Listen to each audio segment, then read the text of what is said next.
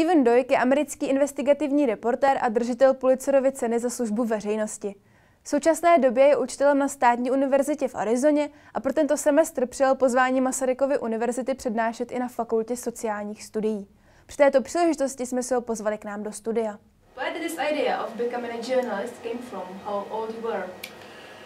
I actually was halfway through college, and I was not a good college student. I wound up having to leave college, and back then the Vietnam War was going on, and so I wound up being drafted into the Army, and the Army sent me to its journalism school. And it was while I was going through the training there, and then I went to Vietnam as a reporter for the Army, that I got this idea that, oh, maybe I can be a reporter when I get out of the Army. And so that's when I discovered it. Unlike lots of people who become reporters who know right away they want to do it, I was not like that. Was there any moment in your life in which you would have felt desperate or exhausted, some dead end? Oh, sure. There's lots of stories that you get a tip that, oh, this is some very important thing, or there's some kind of corruption, and you look into it and it turns out there's nothing there. And sometimes you put in a lot of work to see whether there's enough of that story to be worth writing about. And but yes, that happens a lot. The other thing about being a reporter is it's not like it's actually not like working in a factory or something where you work 8 hours a day and then you go home. There are times when you are working, into the night, through the whole night, trying to keep up with the story. You also won the Pulitzer Prize, am I right?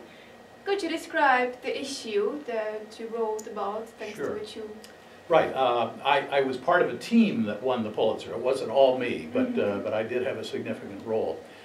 What had happened is in 1992, Hurricane Andrew, big hurricane, hit South Florida, where I was living in Miami.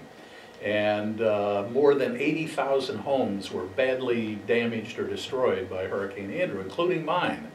And when I came out after the storm, left my house with the roof all torn up and windows blown out and so on, I was angry because for years, people living in South Florida have been told we had the strongest building code in the nation because of hurricanes. So why was there so much damage? So I and a group of the investigative reporters at the Miami Herald, as the Herald was writing about all the recovery for it, we began to look at that question. And our question was this an act of God, or was this somehow our own fault? So my role in this was to analyze all that data and help us do what turned out to be a big investigative report that basically showed that it was the changes in the building code over the years that made the disaster so bad. So it really was our fault rather than God's fault. Do you still write for some paper, or had this all ended when you started teaching? I do lots of work with news organizations. In fact, even after I left the Miami Herald, I helped them with stories about the 2000 election, for instance, when George Bush won.